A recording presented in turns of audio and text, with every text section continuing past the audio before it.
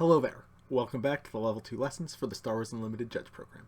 As always, I'm your host Jonah, and this lesson will be the first to start exploring specific infractions within the Master Event document, beginning with the varieties of gameplay disruption, missed mandatory abilities, missed game states, and inaccurate gameplay. While card manipulation error also falls into this category, we'll be talking about it as a separate lesson, as it is handled somewhat differently. As always with policy, this is an area that is continually being refined and will grow and evolve as play also continues to evolve. This does make it a bit of a challenge to both learn and teach, so this is likely a lesson that will similarly evolve over time. Gameplay disruptions are aptly named. When a player's actions disrupt the natural and accurate flow of the game accidentally, they have committed a gameplay disruption. This is generally caused by players messing up the execution of an action or being unaware of game rules to the fullest extent. If you believe that a player's actions are intentional, you should alert the head judge, if you're a floor judge, and then the head judge should proceed with an investigation. Investigations will be covered briefly in a future Level 2 lesson.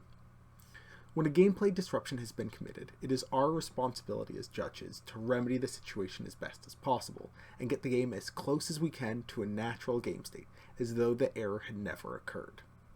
Oftentimes, perfectly repairing the game state is not possible because the player has taken an action and revealed information that we cannot take back, or decisions have been made. However, we have several tools in our toolkit that we can use to address these situations. First is known as Resolve Now. This isn't using the phrase resolve as the comprehensive rules does, as it can be used to address errors that aren't resolving cards or abilities. For example, if an incorrect amount of damage was marked on a unit that was attacked, adding the appropriate number of counters isn't resolving an ability, but fits under the Resolve Now umbrella. Second is rewinding, or backing up. This is where the judge works with the players to determine everything that has happened since the error, and then works with the players to undo every single one of those actions so that the game is back to the state it was in before the error was made. Play resumes from that point, which means that players are allowed to make different decisions than they did in the original timeline. This is both a restriction that makes rewinding difficult, but also a feature that can allow games to play out a little bit more naturally. Finally, judges can leave the game state as is. In rare circumstances, both resolving now or rewinding to the point of error can be more disruptive to the game state than simply continuing to play without performing any additional remedy. Leaving the game as is should not be common, and judges should strive to find solutions that address the underlying issue. Resolving now can handle a lot of errors that crop up. If damage is incorrectly marked, adding or removing counters can address the issue. If a card should have changed zones but didn't, simply moving it now can remedy that. If the incorrect number of resources were exhausted to play a card, exhausting or readying additional resources is appropriate to handle the situation. If a player forgot about a trigger or delayed effect, just doing it now can sometimes just fix the problem entirely. However, changing the game state in the middle of things can make it so that what was a good decision from a player is no longer a good decision. For example, if a player forgets to place an experience token on a unit due to misresolving a triggered ability, then their opponent attacks that unit, the additional damage and HP may result in an attack that was going to defeat an enemy unit without losing a friendly unit, turn into an attack that causes the player to use a unit without defeating an enemy unit, which is almost certainly a play they wouldn't have made. Similarly, if you just exhaust an additional resource, a player may now no longer have the necessary resources to finish their line of play. You also want to make sure that you're wholly addressing the error.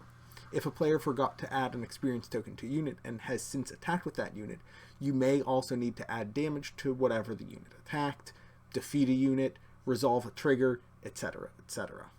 Notably, if you have to adjust more than one thing, that's a good sign that resolving now might not be the best fix for the situation. Furthermore, if resolving something now causes a player to say, well, if that's the case, I would want to do this differently, that's another good sign that resolving now might not be the best fix for the situation. We're going to take a full lesson into backing up because rewinding can be very complicated and very damaging, but let's talk about it a little bit right now. Everything that has happened since the error must be undone so that we can keep the game in a natural game state. Let's say a player attacked a base with a sentinel in play. Then the non-active player attacked back, an event was played defeating a unit, then initiative was claimed, and then the game proceeds to regroup, and it's not until after regroup that the active player realized that their opponent had a sentinel in play and called for a judge. The rewind here would be as follows. First, both players exhaust resources until they're in the state they were at the end of the regroup phase. We want to ensure that the players have access to the correct resources. Then, both players select a resource at random from their resource zone and return it to hand, assuming both players played a card as a resource during regroup. We select a card at random because the identities of the cards chosen were hidden information, and we have no way of confirming what cards have been played in this phase. Then, both players take 2 cards at random from their hand and put them on top of their deck, but do not shuffle them in. Again, we select random cards because we can't confirm which cards were drawn for the regroup phase. These cards are placed on top of the deck and not shuffled into the deck, because the cards may be cards that the player has had in their hand since the beginning of the game and has built their strategy around them. They are entitled to still have access to those cards. Shuffling them in is very disruptive, and the player's drawing the cards was legal, so it doesn't need to be changed. The initiative is then unclaimed and returns to the player who previously had it. Then the event is unplayed, undoing its resolved effects, returned to its owner's hand, and the appropriate resources are readied. Then the unit that the non-active player attacked with is readied, and damage is removed from it and the target of the attack. If any triggers were resolved as a consequence of the attack, they are undone as well. Then the unit that the active player attacked with is readied, damage is removed from it and the base that it attacked, and the game resumes with the active player taking their next action, which may or may not be an attack with that same unit, but now it would attack the sentinel now that they're aware of it. There are many reasons why you wouldn't want to perform this rewind. Cards are taken from resource and returned to hand. This could give a player a late game card that they resourced early and shouldn't have access to at this point in time. Cards are taken from the player's hand and temporarily returned to the deck. While the player will draw those cards as part of the regroup phase, they may lose access to cards that they've had for a long portion of the game, and similarly may gain access to cards that they shouldn't have had a bit earlier than they should. Also, an event was revealed from the active player's hand. That's information that the non-active player didn't have when they made their attack, which might change their decisions. Also, the attacks are information. A player might not expect a particular attack to occur, although that's a little bit less impactful because it could be dependent on the illegal action that was taken before. It's important to take into consideration the consequences of a rewind before performing it. You can also see why, with this example, we're going to spend some more time talking about rewinds and the consequences of them in a dedicated lesson. If you're considering rewinding through cards going from one hidden zone to another, deck, hand, and resource, that random factor is a good reason to consider not rewinding. However, keep in mind that cards put back in the deck during rewinds are put back on top of the deck, and so players are likely to be able to gain access to them again very quickly. But that access isn't guaranteed, and players with search effects may choose to bypass those cards if they are cards that have less value at this point in the game. Notably, this issue is somewhat mitigated in Star Wars Unlimited compared to other TCGs because a player can always choose to resource a card that is suboptimal in a given situation, and so the opportunity to shuffle away bad cards is less impactful. That brings us to door number 3, leave as is. In the above situation, resolve now doesn't really make sense. We're not going to hand wave the attack and say, you actually attack the sentinel, let's add damage to your unit and the sentinel and remove it from the base. Not only is that not a choice the player might have made, but the choices that came after, the attack from the non-active player and playing event, may have been made differently if the active player had attacked the sentinel. In fact, if the event had been played on the sentinel and the sentinel would have been defeated from combat, the event couldn't have been played, and so it just creates this whole mess if we just try and fix one part. We've also discussed why the situation above isn't a great candidate for a rewind, but a rewind is possible. When neither rewinding or resolving now are good fixes, a judge should consider leaving the game as is. It may feel uncomfortable to not address the game, but it is important to remember that it is the shared responsibility of both players to ensure that the game state is accurate.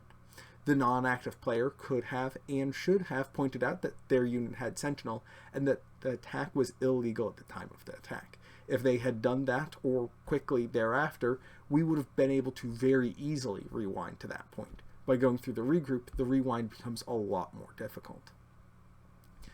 Some fixes are going to be clear and obvious, and you can quickly determine if a rewind is correct or if simply resolving now makes the most sense.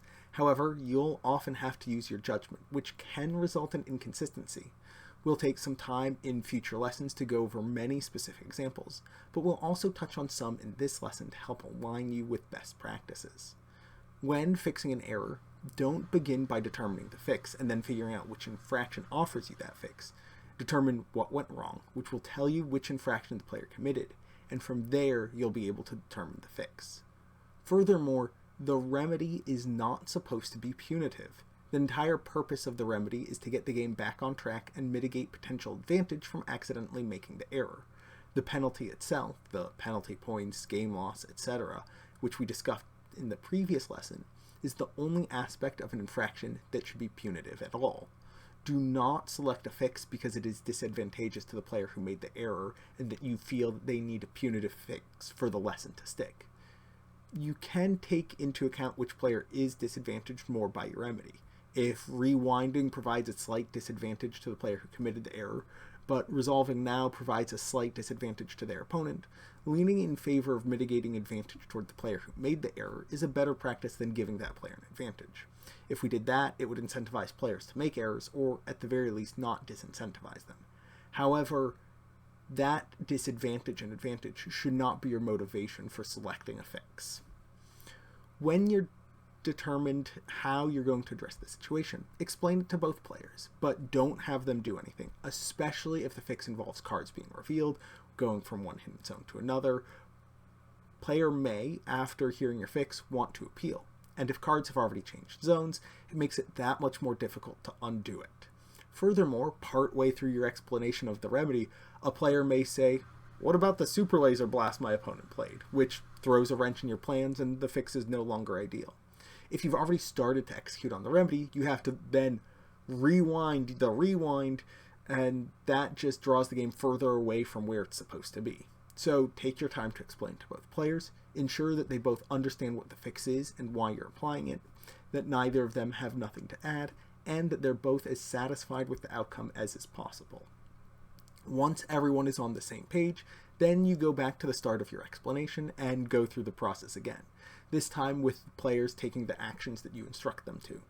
You'll want to oversee the fix, especially if you're performing a rewind, not just tell the players what it is and leave them to their own devices. This allows you to ensure that not only is the fix executed correctly, but if something goes wrong, you're there to immediately correct it and then issue the appropriate time extension. Now, the first subcategory of gameplay disruptions is missed mandatory actions, MMAs. This is a broad category that covers missing any ability entirely or when ability is resolved when it shouldn't happen. This most frequently will be something like a player missing triggers, when played, when defeated, and on attack being the most common trigger conditions, or resolving them when they shouldn't. A lot of the time, especially if they're caught quickly, missed mandatory actions are good candidates for resolving now. You can put an experience token on something, deal a point of damage, draw a card, that sort of thing. Missed game steps are when a player misses something laid out in the comprehensive rules that applies to game structure. Readying resources, drawing cards for regroup being the two most common game steps that a player might skip. Inaccurate gameplay is another very broad category. Resolving something at the correct time but resolving it incorrectly is inaccurate gameplay. Examples include paying the incorrect cost for a card, making an illegal attack, or claiming the initiative when another player has already done so. Inaccurate gameplay is frequently best resolved with a rewind. If a player's action for a turn is illegal, they need to choose a new action to take, and that shouldn't happen out of sequence. It should occur when they were supposed to take that action. Card manipulation errors, which is when a player looks at cards that they shouldn't or draws cards when they shouldn't, are also gameplay disruptions. However, because they involve an error involving hidden information by their very nature, they don't generally fall into situations where resolving now or rewinding are practical solutions. Consequently, they have their own fixes, and we'll cover them in a future lesson. Now, if a player repeats an infraction, the severity of the penalty escalates from 1 penalty point to 2. It doesn't need to be the exact same infraction. A player who misses a trigger, a missed mandatory ability, can receive a second missed mandatory ability for not drawing a card off of Heroic Sacrifice. and that would upgrade to 2 penalty points. However, not drawing a card for the regroup phase would be a missed game step, which upgrades separately. It's important to look at the root cause when evaluating a gameplay disruption. We aren't issuing multiple penalties, especially for legally completing actions that are based on an illegal action. For example, the active player plays mission briefing for 2 resources instead of 3. That's illegal. However, the cards that they drew from resolving mission briefing were legal. Once they had played the card, resolving the card is the correct and legal thing to do. So this falls under a gameplay disruption, inaccurate gameplay, as opposed to a card manipulation error. In a similar way, if a player makes an illegal attack and then resolves an on-attack trigger, or a when-defeated trigger occurs, players should not be infracted for these later actions. They occurred legally, even if the root cause was illegal. Furthermore, if a player commits multiple infractions in a batch of actions, we focus on the initial illegal action and don't issue multiple penalties. For example, if a player makes an illegal attack and then forgets to resolve an on-attack trigger, we would most likely simply rewind the attack and issue a minor gameplay disruption. We discussed earlier the idea that both players are responsible for any infractions that occur, which can be taken into account when applying remedies and using our judgment to best rectify the situation. Whenever a player commits an infraction, if their opponent doesn't catch the infraction immediately, that is something that we, as judges, want to be aware of. A player allowing their opponent to take an illegal action that advantages the player falls into the same category of cheating as that player taking an illegal action themselves and not calling a judge. That is to say, if a player is aware that the game state is illegal, gained an advantage from it, knew that they were not allowed to ignore it, and then ignores it anyways, that player should be investigated for cheating. Because this is potentially a very serious infraction, if a player commits an error and their opponent doesn't say anything, we want to make a note of it. The vast majority of the time, we'll give the player a track penalty. It's worth 0 penalty points and does not upgrade, but lets us know situations where the player has let their opponents make an error.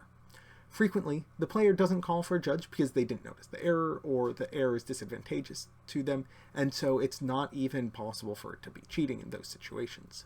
However, sometimes the player is responsible for the game rule that their opponents broke. With a card like Regional Governor, which says that their opponents can't play cards with a specific name, or Sentinels, which govern what attacks are legal or not, that player now has an active role in their opponent making the error. Consequently, if a player controls an object that is creating the game rule that their opponent broke, they receive a warning penalty and 1 penalty point, which escalates as per usual when their opponent breaks the game rule. The reason behind this is twofold. First, it is harder to expect their opponents to be aware of every game rule modifying effect on another player's cards, as opposed to expecting them to understand their own cards and the fundamental game rules. Second, we don't want to incentivize players to let their opponents miss card-generated game rules.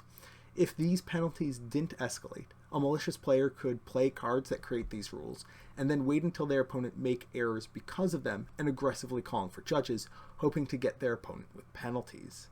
If they similarly receive a penalty, however, they are incentivized to ensure that their opponent is aware of the game rule modifying cards and keep the game as accurate as possible.